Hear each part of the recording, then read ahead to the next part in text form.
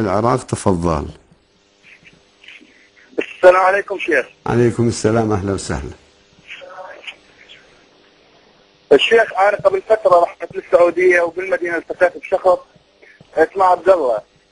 فبدأ ينكر عليه هذا الاسم وقال هذا اسم نفس أسماء المسيح اللي يسمون عبد المسيح وغيرها من الأسماء. فجدال حول هذا الموضوع وبدأ يعطيني يعني مواضيع وآيات قرآنية حاجات دي.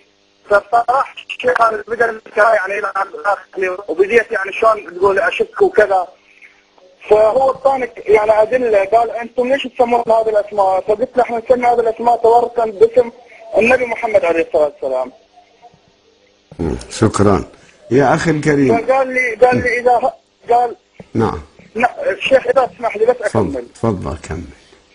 فقال قال هذا الذنب ان تسمون اسم باسم تبركا باسم النبي محمد عليه الصلاه والسلام هذا اعظم من الاول اللي انت بدايت به. فقلت له شلون؟ قلت له احنا ما نعبد النبي، يعني مو كاننا يعني نعبد النبي.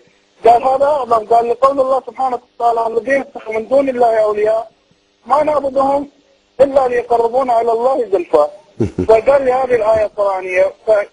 فبدأ توحيد الله سبحانه وتعالى. قلت له أن نثبت أن الله سبحانه وتعالى هو الخالق، هو كذا، هو المدبر، هو المغيث. فقال هذا إذا كان هذا التوحيد فمشركين قريش هم أولى بالتوحيد.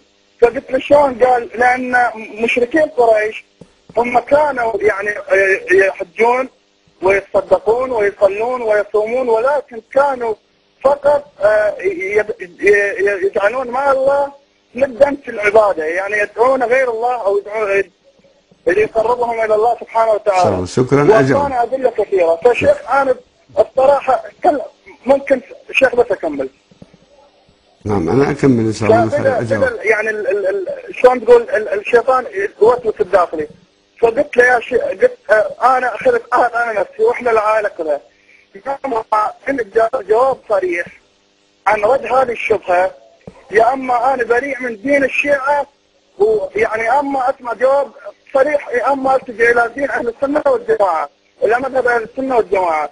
لان بصراحه يعني يا شيخ انا اخذت اليمين مالته وبدا هو يراسلنا على اليمين، ويعني بدا يعني شلون يعني يعطيني ادله كثيره واحاديث وايات قرانيه، فما اجد ولا دليل واحد. اي ايات؟ جاب لك آية فأنكحوا أعطاني هذه الآية القرآنية ويعبدون من دون الله أو لا. لا من أنكحوا الأيام والصالحين من عبادكم من عبادكم. طيب أجاوبك إذا كنت شيعي أيضا أجاوبك. الأخ حسين من السعودية تفضل. حسين الأخ الشيعي. عليكم السلام، أهلا وسهلا. يا شيخ علي تفضل. أهلا وسهلا. السلام من المجرى.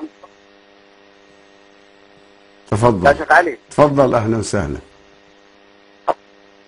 ممكن أقول السلام من المهدي ورحمة الله وبركاته؟ ممكن يعني الكلمة جائزة؟ السلام على ما أعرف سلام من المهدي ورحمة الله.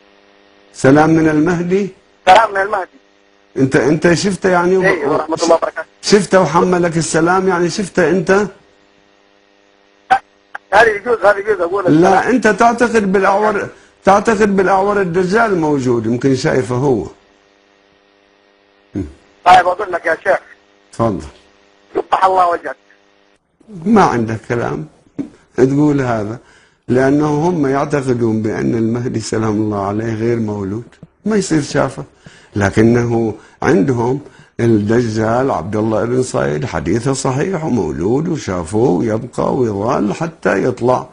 إذن هو يعتقد بالدجال، هذا اللي شايفه هو الدجال. طيب وأما الأخ عبد النبي